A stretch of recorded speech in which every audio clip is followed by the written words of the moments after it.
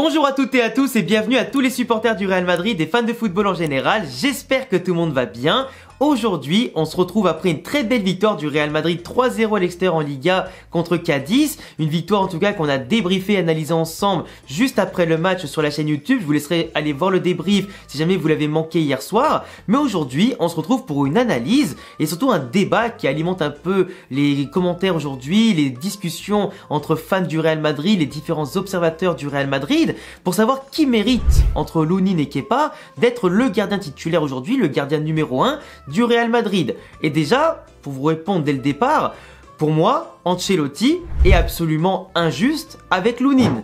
Parce que, juste pour vous remettre dans le contexte, hier après le match, il y a un journaliste sportif qui est venu à la conférence de presse pour demander à Ancelotti où en est Kepa par rapport à sa blessure, comment vous trouvez Lunin, en tout cas par rapport à ses prestations depuis la blessure de Kepa et le fait que ce soit lui titulaire en ce moment, et aussi qui jouera entre les deux dès que Kepa reviendra. Alors il a dit que Lunin a fait un très bon match, qu'il a bien assuré l'intérim, etc.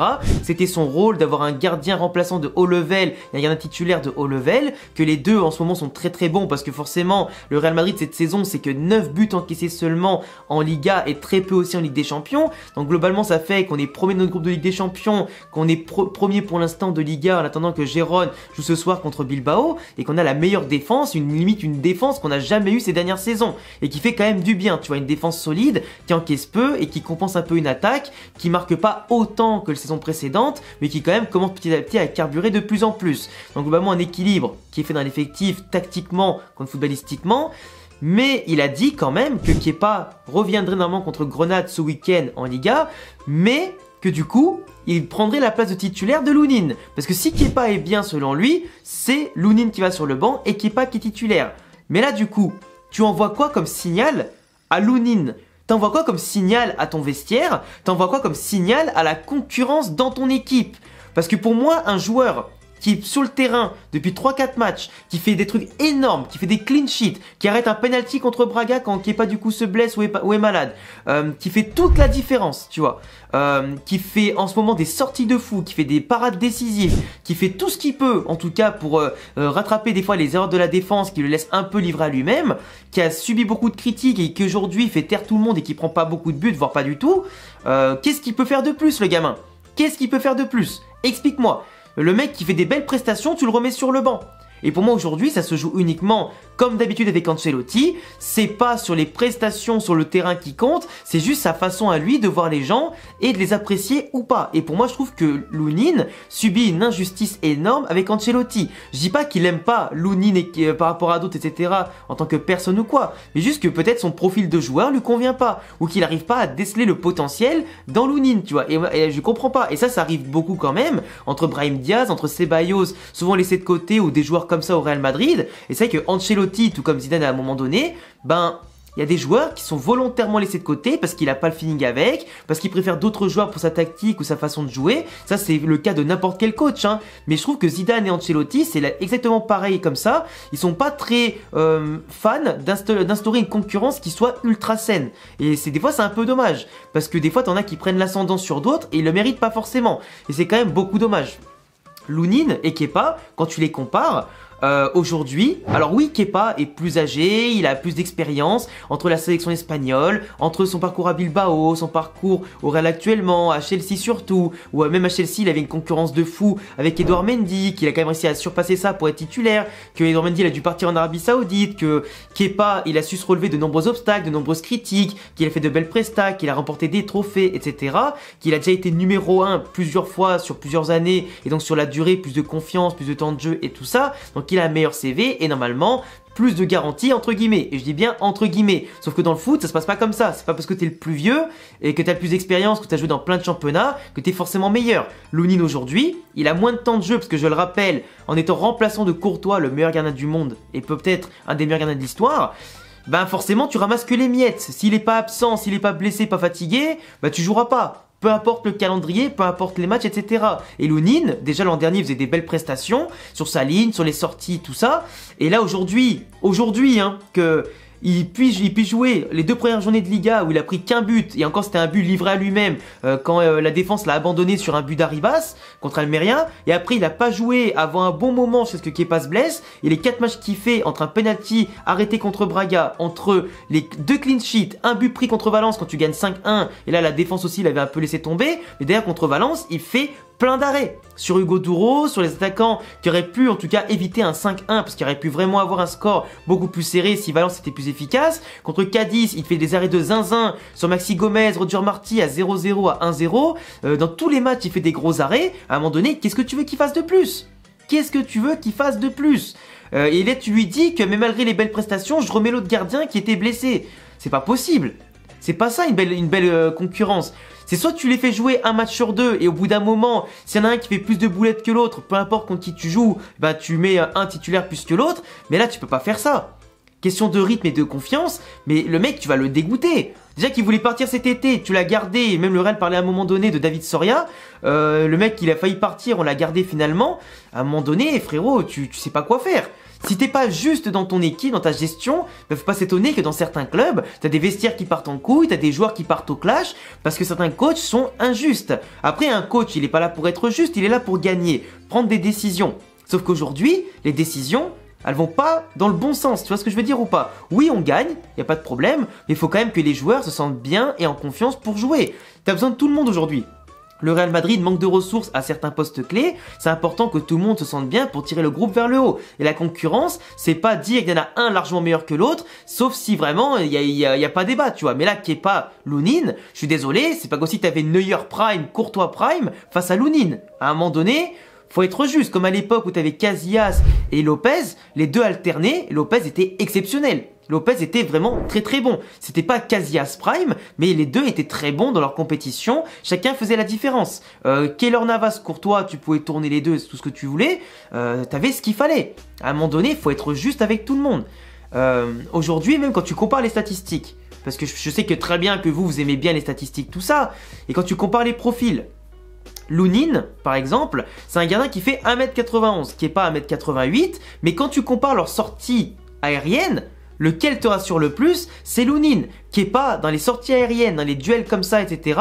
Il rassure personne. Et quand tu rassures pas ta défense sur les centres, les coups de pied arrêtés, que tu restes statique comme ça, bah tu peux que subir en fait contre les attaquants qui sont lancés, contre les attaquants qui vont gêner ta défense, qui va galérer à se, comment on appelle ça, à se dégager, qui va faire des boulettes, des erreurs fatales dans tes 20 mètres en tout cas ou tes 6 mètres. À un moment donné, faut pas s'étonner. Kepa, dans les sorties au pied, que ce soit jeu long ou jeu court, c'est même pas 60% de passes réussies. C'est mieux que beaucoup de joueurs, etc., que de gardiens, mais par rapport à beaucoup d'autres, ce n'est pas bien.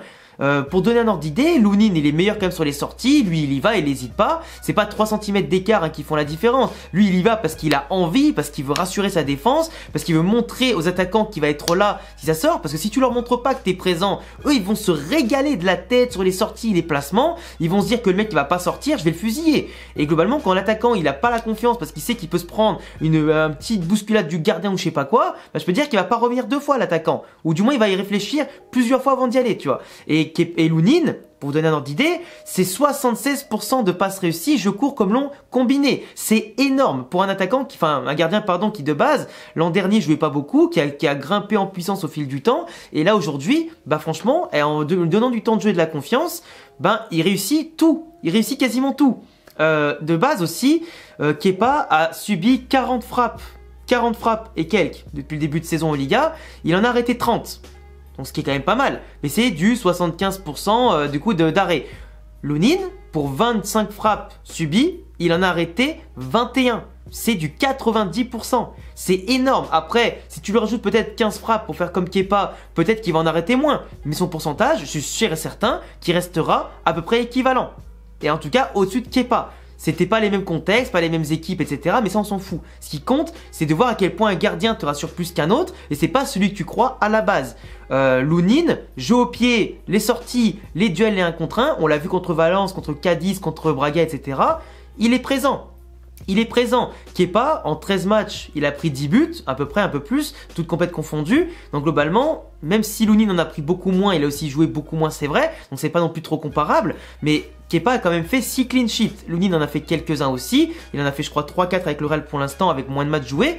Mais globalement, au-delà des stats, tu vois quand même que l'apport sur le terrain, la sérénité, le côté où tu vas pouvoir concentrer l'action derrière avec un gardien qui peut relancer proprement tout ça, il y a quand même des différences. Et quand un gardien est là quand on a besoin, quand tu gagnes, quand il y a match nul, quand tu es en train de perdre et qu'il faut maintenir l'équipe pour espérer en plus gagner derrière, c'est parfait. Le Real Madrid aujourd'hui a une défense plus solide. On n'a jamais eu une défense plus solide que ça depuis longtemps. Et aujourd'hui, donc même si on prend des buts sur des centres et des fois comme l'Atlético Madrid, on a pris l'eau sur des centres et des buts de la tête à chaque fois, bah quand on arrive à resserrer la vis, le Real Madrid est impénétrable et en plus, malgré qu'on n'a pas d'attaquant de classe mondiale, on arrive aussi avec nos absents à marquer beaucoup de buts. 5 buts contre Valence, 3 buts contre Cadiz, 3 buts à Gérone, 2 buts contre le Barça. Tu vois, c'est quand même des buts qu'on arrive à marquer. On est la meilleure attaque de Liga pour l'instant, en attendant que Gérone joue ce soir contre Bilbao pour voir. Mais globalement, on est quand même plus que bien.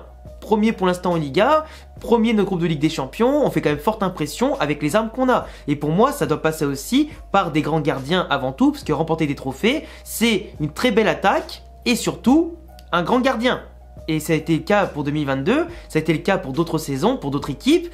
Et aujourd'hui, je trouve que Ancelotti est injuste. Et pour moi, pour toutes les caractéristiques, les comparos que je vous ai fait, Lunin, et là je me mouille, doit être titulaire à la place de Kepa. Kepa, j'avais été le premier d'ailleurs à en parler comme quoi c'était une piste crédible pour le Real, et j'avais déjà émis des doutes sur sa capacité à briller au Real Madrid. Et pour moi, c'est un bon gardien, mais pas un très bon gardien. Il aurait pu venir au Real il y a quelques années, problème de fax, tout ça, mais au final, c'est un mal pour un bien. Parce que Keylor Navas, jamais je m'en serais séparé, tellement il était fort, à moins que Courtois, t'as vu, arrive, etc. Vous avez compris le truc. Courtois, après, il était encore au-dessus. Mais pour moi, on a toujours eu des grands gardiens au Real Madrid, et pour moi, ça passe aussi par la chance donnée aux plus jeunes par rapport à des joueurs qui, pour moi, sont pas l'assurance tout risque. Casillas, à l'époque, quand il est rentré en finale de Ligue des Champions, il était pas titulaire, on lui a fait confiance, il était extrêmement jeune, il est rentré, il a fait la différence, il a plus jamais quitté le poste du Real Madrid. Et ça passe par des belles histoires comme ça. Et Lunin, tout comme pourquoi pas les futurs gardiens du Castilla ou je sais pas quoi, ils doivent mériter leur chance. Et pas forcément qu'on prenne des gardiens ailleurs,